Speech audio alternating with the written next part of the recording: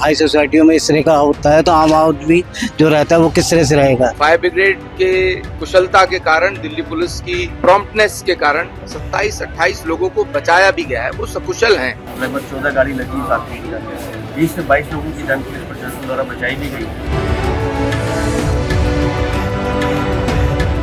नमस्कार, आप देख रहे हैं इकरार टाइम्स में आपके साथ अभिषेक। अभी हमारी मौजूदगी राजधानी दिल्ली के उसी इलाके में यानी जो विवेक विहार है वहाँ पर है, और जिसमें अब आपको बताते चले कि बीती रात के मतलब आज रविवार की सुबह के तकरीबन 3:45 पर एक DFS यानी दिल्ली फायर जो सर्विसेज है उनके पास कॉल जाती है कि एक भीषण आग लगी है। हालांकि जो आग का जो रीज़न है वो ये बताया जा रहा है कि AC की यूनिट का ब्लास्ट हुआ है।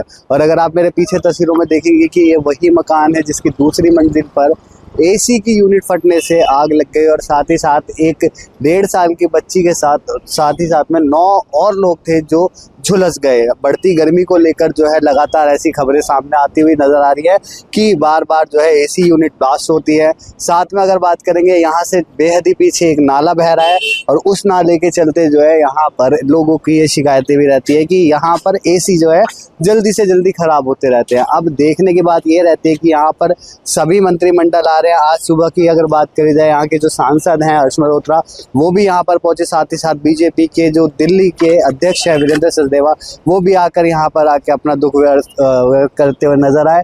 और साथ में अगर देखेंगे यहाँ पर जो फायर की गाड़ी खड़ी है, और यहाँ पर ये भी बताया जा रहा है कि 10 से ज़्यादा गाड़ियाँ आई और उन्हीं के बाद जो है यहाँ पर आग को काबू पाया गया। आग को तो काबू पा लिया गया, पर यहाँ पर जो 9 लोगों की जो बेहद दुखद मौत हुई है उसमें अब सरकार का क्या कुछ रवैया रहता है ये देखने की बात रहती है। अगर यहाँ पर तस्वीरों में देखेंगे तमाम मीडिया चैनल्स यहाँ पर आए हुए हैं, तमाम नेता मंत्री आए हुए हैं, साथ में जो यहाँ के लोग थे उनसे भी बातचीत करने की कोशिश करेंगे। आप थे यहाँ पर भाई साहब?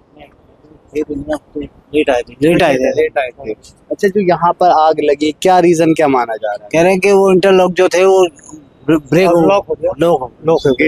गेट लॉक हो गया इसलिए हादसा हुआ। जो वो हाई सिक्योरिटी के जो लॉक लगाते हैं उनका वो सिस्टम फेलियर ही का है। हाँ, वो आग लगते ही ना वो सब फेल हो गया। वो लगातार जिस तरीके से बढ़ती हुई गर्मी आ रही है, सरकार भी बोल रही है कि 2 बजे से लेकर 5 बजे तक जो है वो बाहर भी ना निकला जाए, और उसके बाद AC जो है AC जहाँ पर ठंडा करने का काम करता है, सारी चीज़ें अच्छी करता है, सहूलियत देता है, वहाँ पर ब्लास्ट होना और उसके बाद 9 लोगों की ऐसे दुखद मौत होना किस तरीके से? बहुत हमारे लिए त्रासदी की बात है कि इस तरह के अगर हाई सोसाइटियों में इस तरह का होता है तो आम आदमी जो रहता है वो किस तरह से रहेगा। ये पॉश एरियो में से आता है विवेक विहार, यहाँ पर पॉश एरिया में आता है। उसके बाद अगर छोटे इलाकों की बात करी जाए, छोटे इलाकों में यहाँ पर लोग पढ़े लिखे होते हैं, छोटे इलाकों में कम पढ़े लिखे भी होते हैं, उनको जागरूक करने के लिए भी सरकार को कदम उठाने चाहिए। आपको लगता है? बिल्कुल जी, इस नगर में हमें बहुत कुछ सोचना पड़ेगा जिससे कि इस तरह के हादसे आगे ना हो पाए। हाँ, इस तरह से हासिल ना हो आगे और क्या, और हमें और पुख्ता इंतजाम करने चाहिए। सरकार को भी जरूरत है कि इसके बारे में ज्यादा जागरूकता, इसके बारे में सरकार को जो और जागरूक होना चाहिए।